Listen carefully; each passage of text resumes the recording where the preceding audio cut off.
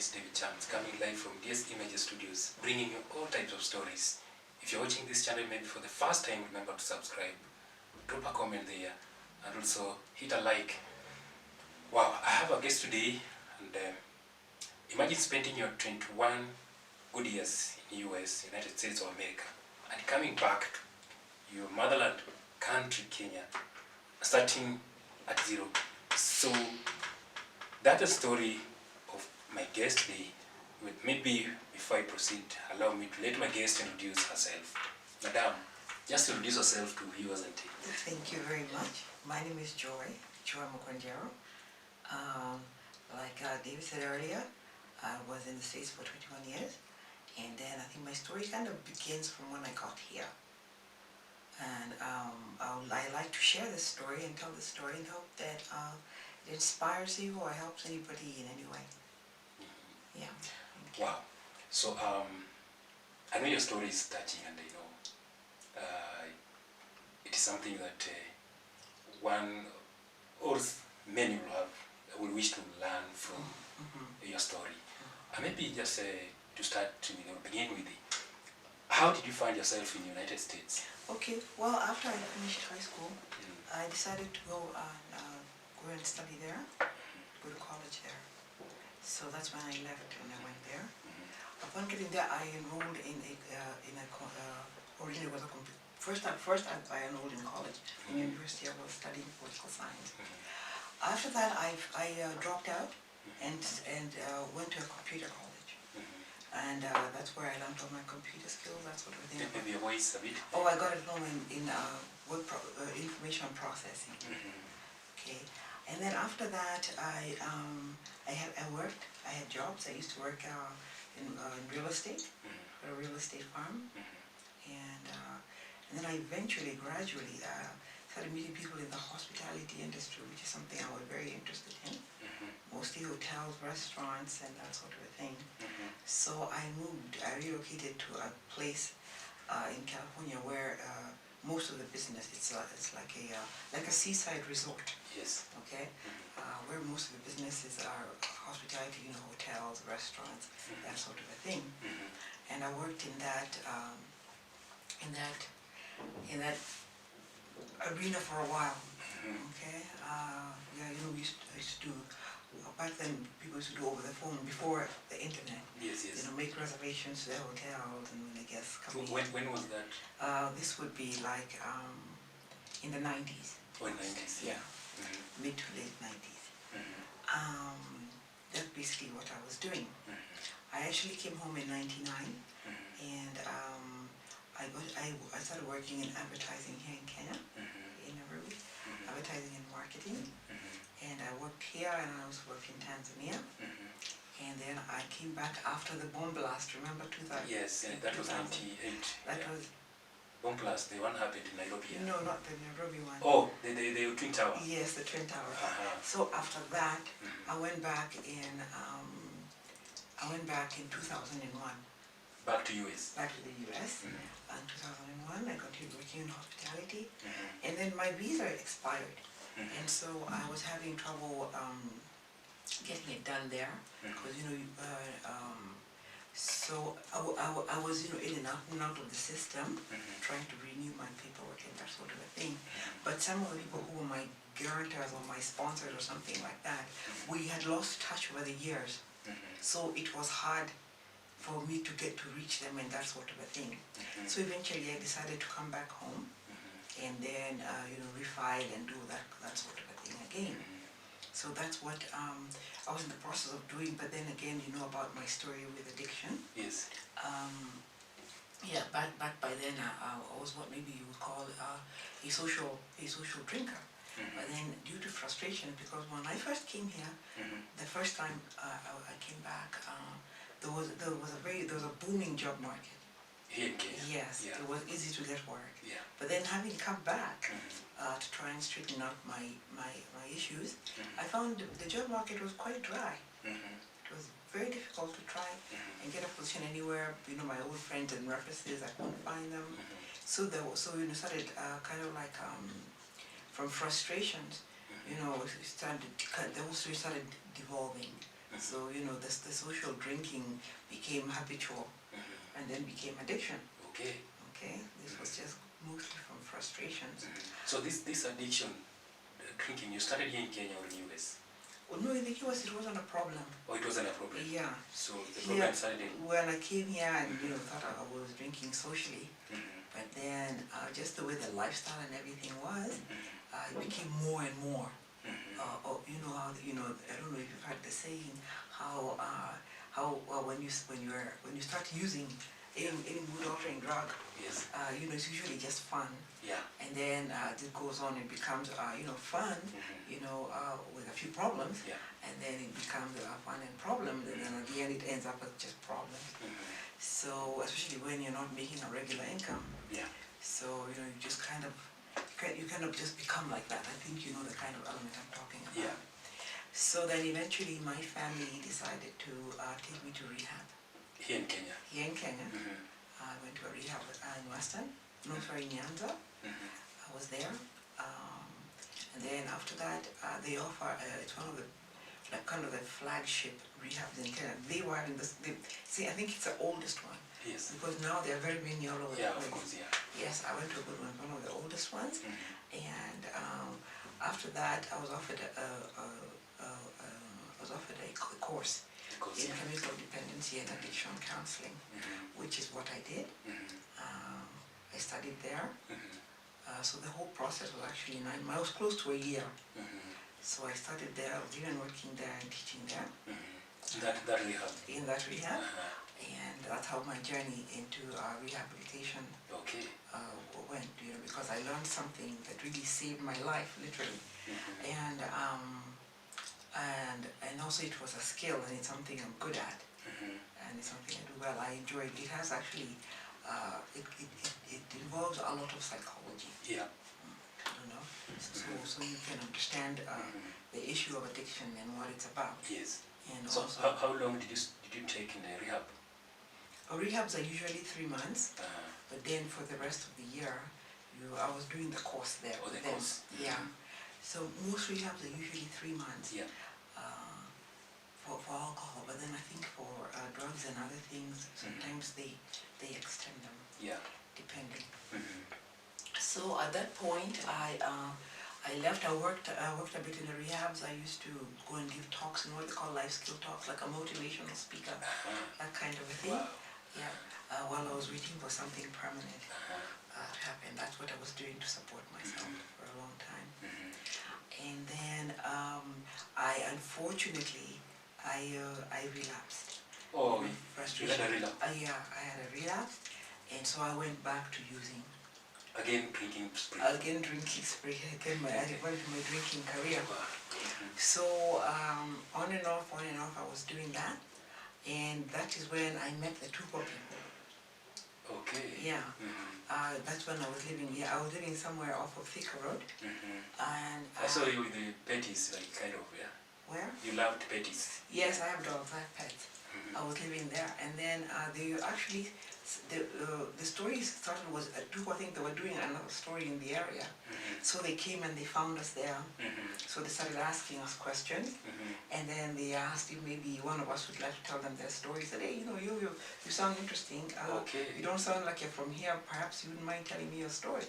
That's how that happened. Okay. Yeah. And so when that happened and they interviewed me and they heard my story, they, after the stories aired, I started getting calls, and I got calls from some well-wishers who wanted to help, and they said, and they offered me rehab.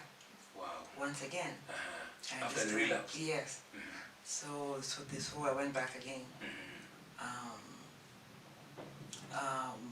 Yeah, I hadn't really, after the first time I did not have a strong enough support system. It's just things were just not going my way. Yeah. And I really didn't have any coping mechanisms at the time. Yeah. It's like when things stop going, don't stop going well for you, you get frustrated. And so then, of course, the only avenue that I knew at the time for my frustrations or whatever was not happening in my life was going back again to using liquor. Liquor, yes. And it wasn't that, it just, actually it was most year.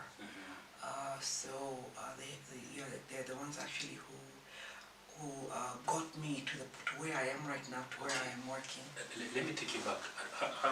Okay, during this time, like, you're being taken to rehab, sometimes, you get yourself back to, that relapse. Where was your family? Were you in touch, like? Yes. Are you in touch, communication? Yes, we're in touch with communication and that sort of thing. They're very supportive, very helpful, but it was kind of like my thing. They'd already taken me to rehab, so it's like when I had this other opportunity, I said, I might as well go and do it, and,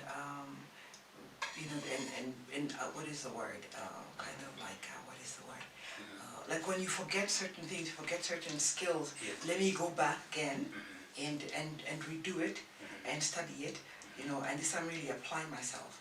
So then when I got this opportunity, I decided to go ahead and take it, because there was also a possibility maybe of getting a job in the chemical dependency and addiction counseling field. So it's always nice to be updated and to what's going on in that genre. So that's why. So I went, and then when I came from there, I stayed at a halfway house while I tried to look for jobs. I was offered some places in some rehab, but some of them were very far. And also some other NGOs also offered me work, but it was very far. Somewhere in Voi, somewhere in Kisumu, and I seriously wasn't interested in relocating. I wanted to find something around Nairobi because that's where my family is. So now, fast forward to now this year, okay, all of last year there was really nothing going on. Actually 2020 and 2021 was really a lot of dead time. So I spent most of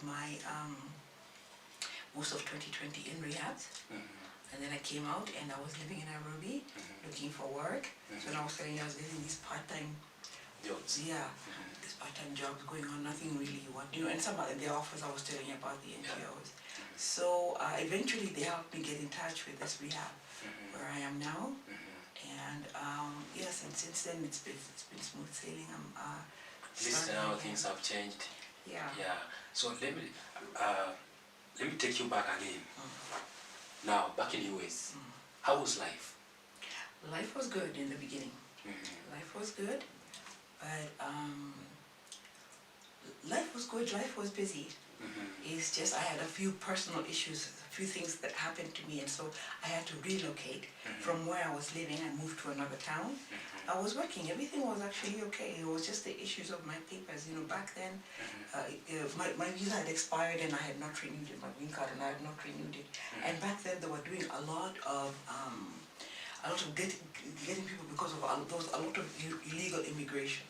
So they used to do like a swoop. They would even go like to businesses, especially in California, because there's a lot of migrants. So they could go to any place, and people would just be, they would be asked for their documentation and this sort of thing. And so when that happened, my documentation had expired. Unbeknownst to me, I hadn't followed it up.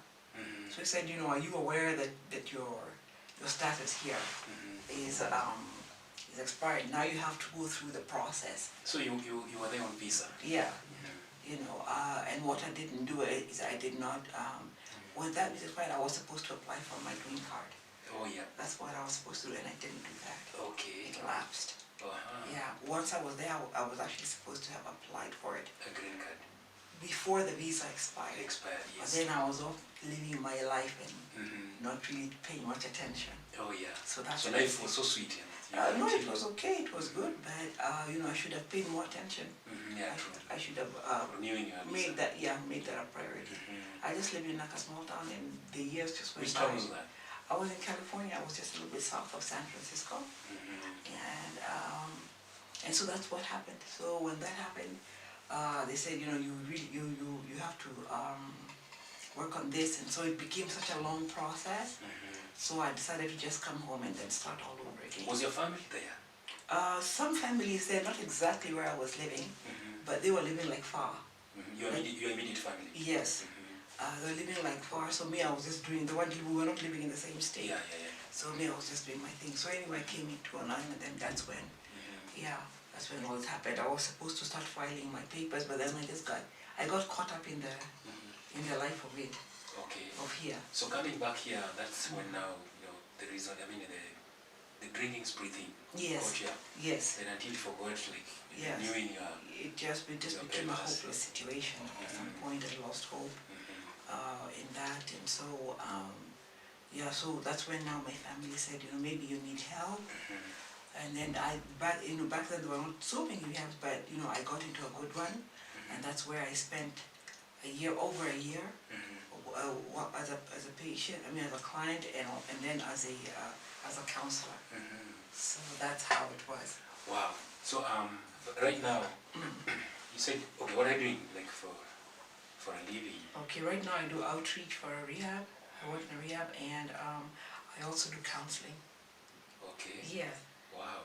That's where, and I just got this recently, because usually I've just been kind of floating, like I was telling you, part-time jobs and this kind of a thing. So then I had this opportunity, and I went over there, and they put me to work. Okay. Yeah. Wow.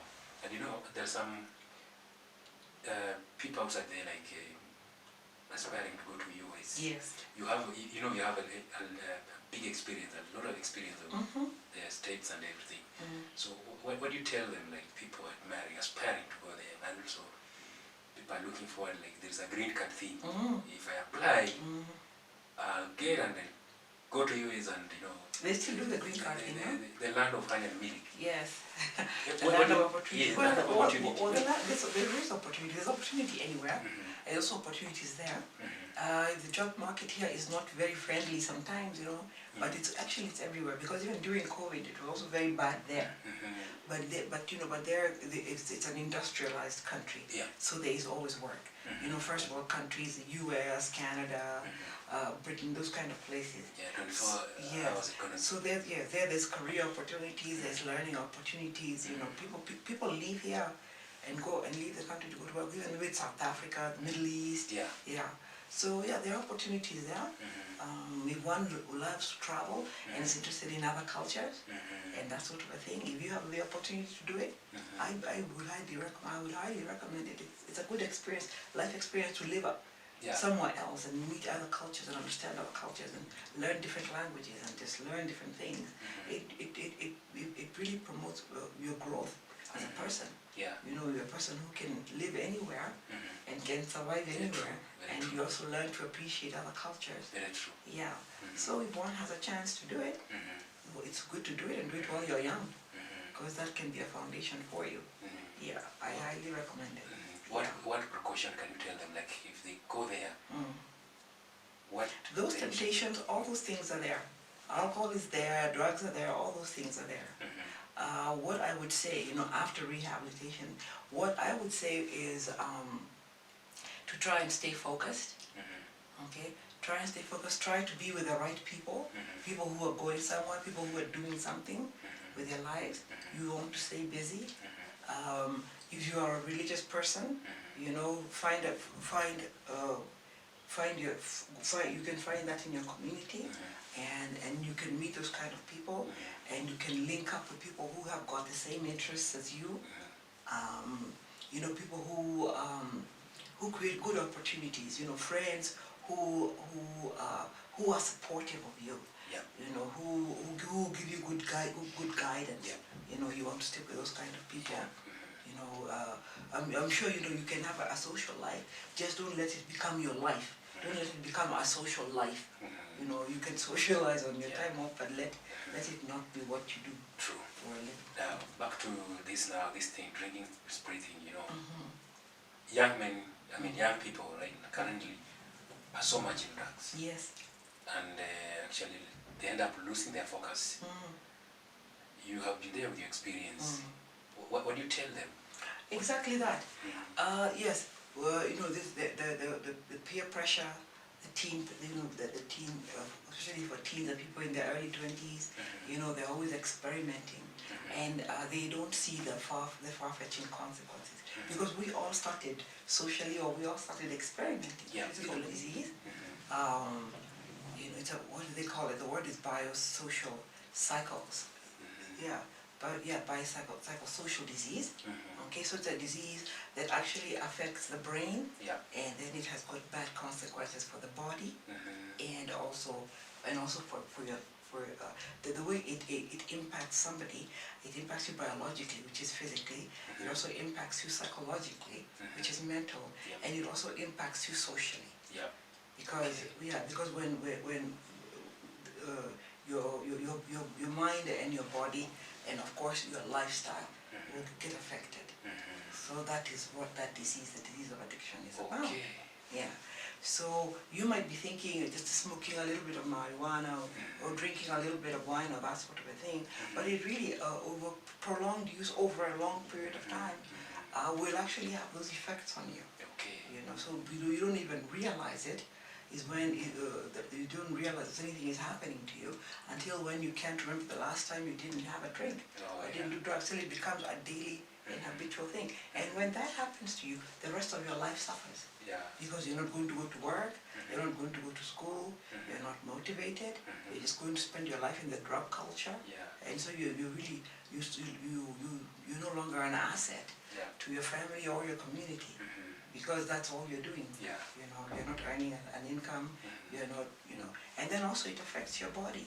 You've heard about liver and kidney disease and you know and cancers of all kinds and that sort of a thing. You know, you can look up any of that stuff and you can see what addiction does to the body physically. Wow. And mentally, and also to the family and to the community. You know, so you need to think a lot about it. You know. Try to make the right decisions and the right choices in your life, because really addiction is not really a way to, it's not a road that leads anywhere. It leads to mental illness, it leads to incarceration, it leads to death. You have seen what happens in that culture. And so it's a waste of your life. Very true. Yeah, so if you're a young person, I would urge you to stick with people who are doing things which are for your best interests. Okay, people who are going to college, people who are interested in getting a career, who are interested in doing something to improve their lives and help their families. You know, people who have people who have plans. You know, when you ask them what their future is, what they would like to do.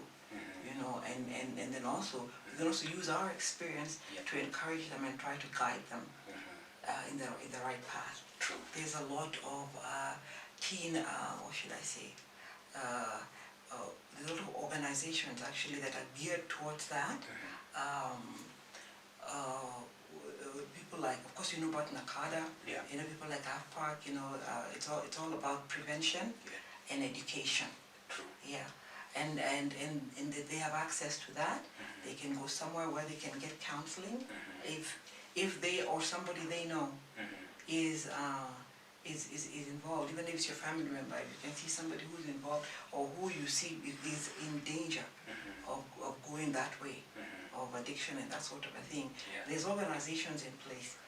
I'll give you the links later. Maybe you can share them, and where you can send where the teens can go and they can get counseling and they can be trained into helping the others. Okay. Yeah, those organizations are up and running. Wow.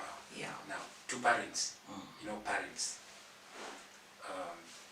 We have parents who have this kind of kids. Yes. Who are already addicted, struggling with the addiction all the time. What do you tell them? You know, sometimes they reach a point where they hate the life that their kids are going through, their sons and daughters. Yes. So what do you tell such parents? Okay, there is a lot of help. There's even online help. You can even try to get a hold of people like NACADA.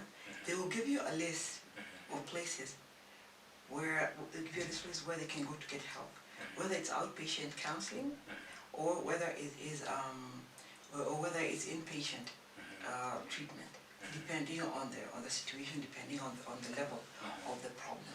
Okay. They'll be given, if you just download anything on NACADA or any organization that does any alcohol and drug prevention, they're on the internet. Okay, you can download that, and you can actually you have access to them. Parents can call them, or they can send their children there, or they can bring them there, and they will be counseled. They'll be given before it gets too far. There's organizations that are out there here in Nairobi. Maybe before you wind up, what lessons did you learn from all this scenario? for this whole scenario. The whole scenario of Yes. viewers and plus this drinking spree addiction Yes. and all that. Yes. The funny thing is, most of us used to think that all this drug culture was basically in first world countries, like Europe and America. But the problem here in Africa, it's become as bad. You see, but because here there's that stigma of not talking about it. Whether it's alcoholism, people don't really consider that a disease. People consider that like either a moral choice or an environment or social, or result of your environment or your social, just where you're raised or your culture, that sort of a thing. They don't realize that anybody in any walk of life, of any race or anything like that, or nationality, can be addicted. Addiction is a disease, and anybody can get it, like diabetes. Wow. Yeah, but that is but the way it starts is by use and misuse and abuse of mood-altering substance. Okay. And that is actually all over the world. Yeah. And even now, all over the world, the drug culture, the new drugs which are out, prescription medicine, it's still going on. It is still very bad. But now, all these drug enforcement agencies and this sort of thing, they're now coming up with more of, they're veering away away from incarceration and punishment with imprisonment and things like that, and people now are kind of focusing more on treatment and prevention. That is where this whole scenario, this substance use scenario is going now. They are slowly veering towards more treatment and prevention. Yeah. So and that seems to be working a lot, and people can go on the internet, and they can access. There's access to that kind of information, and where to get it, where you can get counseling. There's actually quite a few shows, but like yours, where some people, like the Chiromo group, those kind of people, people have access to that sort of a thing. There are some who do volunteer counseling and that sort of a thing. So maybe what I would do, what I would say would be that is a problem, to address it. It's very difficult. Okay. Yeah, it's very difficult to sit somebody down and tell them, I think you have a problem. And most people are in denial. Yeah. If you tell somebody that they've got a drinking or a drug problem, they are going to get very offended. Yeah, true. Because they don't think it's a problem. Yeah. They'll say it's everybody else. Yeah. But you can see how somebody's life is going. Yeah. But now, thank God, in the last few years, there are organizations, places where people can go and counsel, and a lot of them are cost effective. A lot of them are even done on a volunteer basis, because a lot of rehab also have interns, like students, college students who study psychology and psychiatry. They do their internship in those kind of genres. You can do them in a hospital, they can do them in rehabs, they can do them in mental institutions. So when they're doing their internship, they get a chance to counsel others. So there is that availability. Okay. Yeah, there's help. Okay. Do you still drink, or you stopped completely? I stopped completely. You have to stop completely. True. An alcoholic, you cannot drink socially. True. Yeah, you can't drink socially because we don't have control over it. We're not the kind of person who's going to have a glass of wine or 2 glasses of beer and leave it at that. True. We're going to binge. We don't drink like normal people. That is a part of the disease. Yeah. So you have to stop, because for one thing, it's part of it, especially if you're in that field. You have to encourage the others to stop by being an example. Yeah, very true. Last parting shot, generally to viewers. Yes. Before you wind up. Last words. Okay. Yeah. What I would say is thank you for the opportunity to share my story, in the hopes that it helps somebody else and helps anybody to come forward. Those links can be uploaded. They come forward and they can get help. And it's nothing really to be ashamed about. It's just like anything else, just to get your life back in track, because that can happen to anybody. So thank you very much for the opportunity and for having me. Okay, thank you so much, viewers, for watching us. If you're watching us for the first time, remember to subscribe to this channel, Davy Chams. And our guest today has given a story. I hope the viewers have learned something from her story. Joey, thank you so much for coming to our studio. And we still hope to see you next time. Okay. Those that want to reach you, Yes. where can they get you? Like, do you have a somewhere they can, how they can reach you. Okay, well, because this is your show, Yeah. perhaps they can reach me through you. Okay, thank and you. you can let me know. Okay, thank you so when much. we can get some feedback. Okay, thank you so much. Yeah, on your channel. Okay. Yeah. Thank you so much. Thank you so much. Hope to see you soon. Okay. And viewers, that has bring us to the end of our show today. See you in the next video.